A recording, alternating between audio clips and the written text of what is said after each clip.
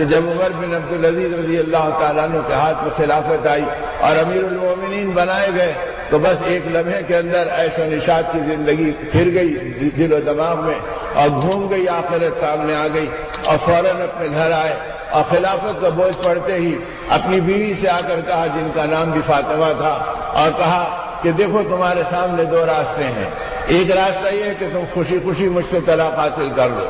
اور تم اس کے بعد عدت کے دن گزار کے کسی اور کے نکاح میں چلے جاؤ، اور جو تمہاری زندگی میں عیش و عشرت کے خاکے ہیں اس کو پورا کر لو،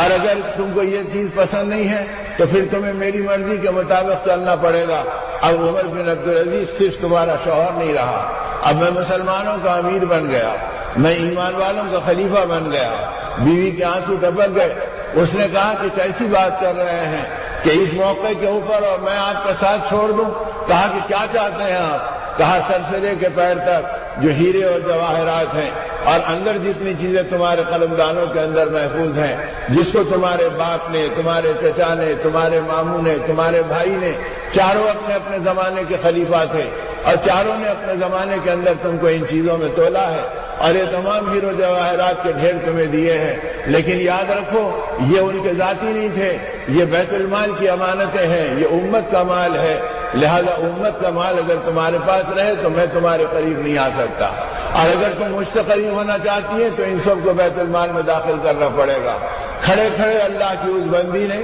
یہ کہہ دیا کہ مجھے آخرت عزیز ہے اور مجھے اللہ کی رضا مقصود ہے اور میں آپ کے ساتھ اس دین اور ایمان کی محبت میں ساتھ دینے کو تیار ہوں، اور اس ساری چیزوں کو نکال کے بیت المال کے حوالے کر دیا۔ اب زندگیاں ایک دم بدل گئی، حالات ایک دم پلٹ گئے، ایسے پلٹ گئے کہ عید کا موقع آیا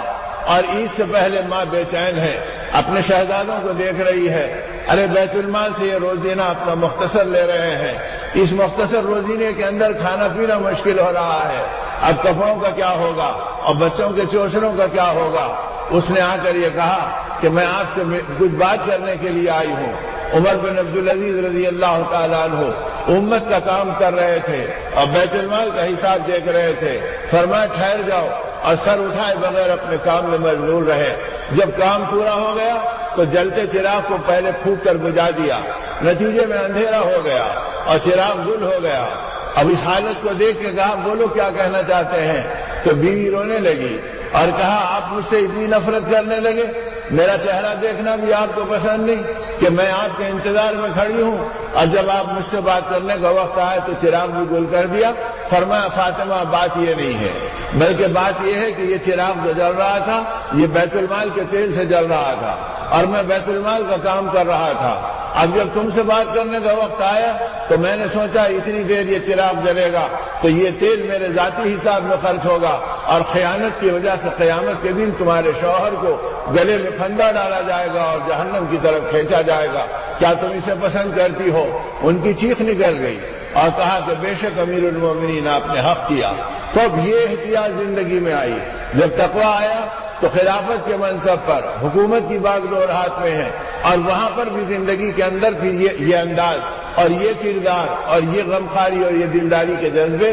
مخلوق خدا کے ساتھ تھے کہ اپنی زندگی سے احتیاط کے ساتھ چل رہی تھی۔ پھر کہا کہ میں آنے کا مقصد کیا ہے؟ کہا کہ میں بچوں کے ان جذبوں کے لیے آئی ہوں۔ کہا فاطمہ تمہیں معلوم ہے کہ ہماری گنجائش کیا ہے اور بیت المال سے ہمیں کیا ملتا ہے؟ کہا ٹھیک ہے، میں زائد لینے کے لیے مطالبہ نہیں کرنے آئی، میں یہ کہنے کے لیے آئی کہ 1 مہینے کا وظیفہ پیشگی لے لو تاکہ وہ ایڈوانس مل جائے گا تو ہم فاقوں سے اپنا آنے والا مہینہ گزار لیں گے، روکھا سوکھا کھا کر اپنا وقت چلا لیں گے، لیکن بچوں کے لیے اپنی آنکھوں کی ٹھنڈک کا سامان کر دیں گے۔ عید کا دن قریب آ رہا ہے اور آپ کے ماتحتین کے بچے زرق وقت کپڑے پہن کر آئیں گے، آپ خطبہ دینے کے لیے کھڑے ہوں گے اور آپ کے بچوں کے بدن پہ پھٹے ہوئے کپڑے اور پیون کے کپڑے ہیں پرانے۔ تو یہ سن کر آپ نے کہا ٹھیک ہے، تمہارے مشورے پہ میں خزانچی کو لکھتا ہوں، اور فوراً اپنے گویا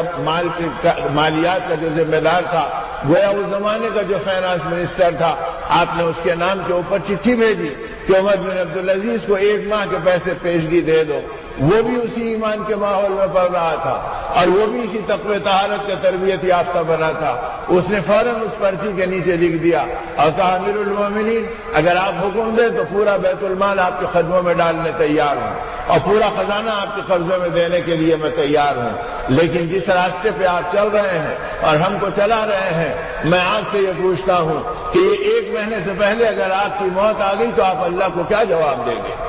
اور یہ پیسے جو قبل از وقت لیے تھے اس کے بارے میں خدا کے سامنے کیا اس کی بات پوری ہوگی؟ بھئی یہ سن کر عمر بن عبدالعزیز کی چیخ نکل گئی اور فرمایا اللہ تمہیں جزائے خیر دے کہ تم نے میری آخرت کی حفاظت کی. کہا فاطمہ بس جو حالت ہے اسی کے اندر اپنے بچوں کو سنبھال لو اور ان کے کپڑوں کو دھو دھلا کے تیار کر دو.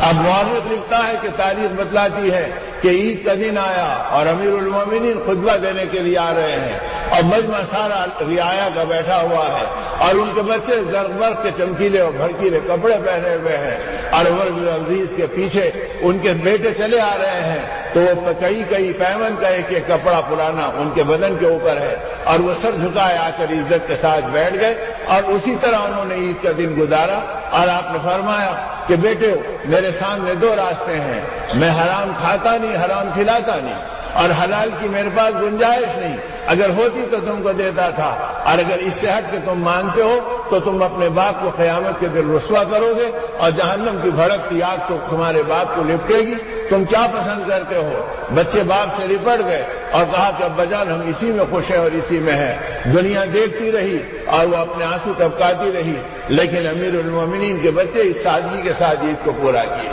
اتنا ہی نہیں ہوا بلکہ ایک بڑھیا آئی اور فریاد لے کر آئی اور کہا کہ مجھے اپنے امیر المومنین بادشاہ کے پاس پہنچنا ہے اور خلیفہ کے پاس اپنی فریاد رکھنی ہے. لوگوں نے کہا کہ بڑھیا اس کونے میں چلے جا, وہاں جو کچے مکانات ہیں اس میں ایک مکان تمہارے خلیفہ کا بھی ہے اور وہیں اس سے مل لو. اس نے کہا تم مذاق کرتے ہو, حشم قدم ہوتے ہیں, بڑے قلعے ہوتے ہیں اور محلات ان کی آنکھوں کو خیرہ کرنے والے ہوتے ہیں اور تم اس کچے مکان کے اندر کہہ رہے ہیں کہ خلیفہ رہتا ہے. کہا کہ وہ دن گزر گئے, یہ خلیفہ وہ ہے جو خلفائے راشدین کی شکل پر اپنی زندگی کو گزارتا ہے. ان کے نزدیک دنیا کی کوئی حیثیت نہیں ہے, یہ آخرت کو نگاہوں میں بساتے ہیں. جب اس کو اطمینان ہوا تو وہ خلیفہ کے گھر پہ پہنچی اور پہنچنے کے بعد آواز لگائی تو دروازہ کھلا. ایک عورت دروازے پر آئی, کہا کیا بات ہے؟ کہا کہ میں خلیفہ سے ملنے کے لیے آئی ہوں, اپنی فریاد پیش کر رہی ہوں. کہا بیٹھ جاؤ, خلیفہ ایک کام میں مشغول ہے, تھوڑی دیر میں تم سے ملاقات کریں گے. اس نے کہا میری بات تم اندر پہنچا تو دو ملکہ تک تاکہ اسے معلوم تو ہو جائے کہ میں آئی ہوں. تو اس نے ٹھنڈے دل کے ساتھ کہا کہ بڑھیا بیٹھ جا, میں ہی ملکہ ہوں. تو کہا کہ تم ملکہ ہو اور تم جھاڑو دے رہی ہو اور تم ملکہ ہو اور تم کپڑے دھو رہی ہو, یہ کیا ہو رہا ہے؟ تو کہا کہ ہاں ہم کو یہی راستہ بتایا گیا, اگر خلیفہ سیدھا سادہ ہوتا ہے تو رعایا کو امن اور سکون ملتا ہے اور خلیفہ اپنے عیش و عشرت پورا کرتا ہے تو رعایا میں خون و خرابہ اور فتنے و فساد آتے ہیں. ہم اس راستے پہ چل رہے ہیں, لہذا میں اس پہ مطمئن ہوں, تو میری زندگی پہ پریشان مت ہو. اب وہ حیرت سے دیکھ رہی ہے, اس کی آنکھوں سے آنسو ابل رہے ہیں کہ میں ملکہ کے کس تصور میں آئی تھی اور اسے جھاڑو دینے والی عورت سمجھ رہی ہوں اور وہ وقت کی ملکہ ہے اور وہ اس حالت میں ہے. ابھی بات ہو رہی تھی, بار بار سامنے کی دیوار پر ایک آدمی کام کر رہا ہے اور دیوار کی داغ دوزی ہو رہی ہے اور وہ پلٹ کے دیکھ رہا ہے. تو فوراً بڑھیا نے کہا کہ بیوی اس عورت, اس مرد کو اور اس مزدور کو یہاں سے ہٹا دو, یہ بدنگاہ معلوم ہوتا ہے جو بار بار پلٹ کے دیکھ رہا ہے. تو کہا بڑھیا یہ مزدور نہیں, یہ امیر المومنین ہے, انہی کا نام عمر بن عبدالعزیز ہے. وہ کہنے لگی اپنے ہاتھوں سے کام کرتے ہیں. تو کہا تقوی کے اندر یہ طاقت پیدا ہوتی ہے, تقوی کے ذریعے سے آدمی کی زندگی کو اپنی حیثیت کا پتہ چلتا ہے, پھر وہ اپنے اعمال سے اللہ کے ساتھ اپنی عظمت کو بڑھاتا ہے. وہ عظمت کا اثر انسانوں پہ نہیں پورے عالم کی شکلوں کے اوپر پڑتا ہے. اسی لیے مورخین نے لکھا کہ عمر بن عبدالعزیز رضی اللہ عنہ کا دور ایسا گزرا کہ اس میں امن و سکون اتنا آیا تھا کہ شیر اور بکری ایک گھاٹ پر پانی پیتے تھے اور شیر بکریوں پہ حملہ نہیں کرتا تھا. جس دن ایک شیر نے بکری پہ حملہ کیا ہے یا بھیڑیے نے بکری کو اٹھا کر لے گیا ہے، اس دن چرواہا چیخا اور تڑپ کر رونے لگا، کسی نے اسے آڑ دلائی اور حیا دلائی، بکری کے ایک بچے کے مرنے پہ تو رو رہا ہے، کہا بکری کے بچے پہ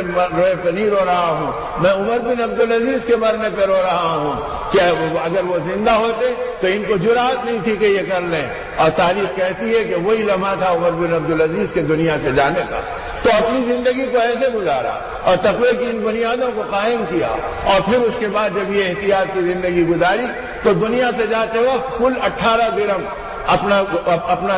گویا اثاثہ اور اپنا ترکہ چھوڑا، جس کے اندر کفن کا کپڑا بھی شامل تھا، گورکھن کو دینا بھی تھا، اور کھدائی کی ساری مزدوری اسی کے اندر شامل تھی۔ جب وہ سب نکل گئے تو دو درہم کے اندر 1 درہم کچھ پیسے ایک ایک بچے کے حساب میں ترکے میں آیا۔ اس کیفیت کو دیکھ کر آپ کے مرنے سے پہلے آپ کے سالے آ گئے، بچوں کے ماموں آ گئے، اور اس نے کہا کہ تم نے بچوں کے ساتھ بڑا ظلم کیا، کہا ذرا میرے کو ٹیک لگا دو تاکہ میں بات کر سکوں، کمزور ہو گیا ہوں۔ جب ٹیک لگائی تو کہا یاد رکھو میں نے ان کا حق ضائع نہیں کیا اور کسی کو نہیں دیا، اور امت کا حق لوٹ کر میں ان کے حوالے نہیں کیا، واللہ یتولی الصالحین، اللہ ہی نگہبان ہے اور وہی بچوں کی کا نگہبان رہے گا، اس لیے میں ان کو اس حال کے اوپر چھوڑ کر جاتا ہوں۔ اب بعد میں دنیا نے اپنی آنکھوں سے دیکھا وہ عبد الملک بن مروان جس نے اپنے بیٹوں کو 80 لاکھ درہم ایک ایک کے حساب میں ترکے کے اندر چھوڑے تھے، ان کے بچوں کے بارے میں مورخ لکھتا ہے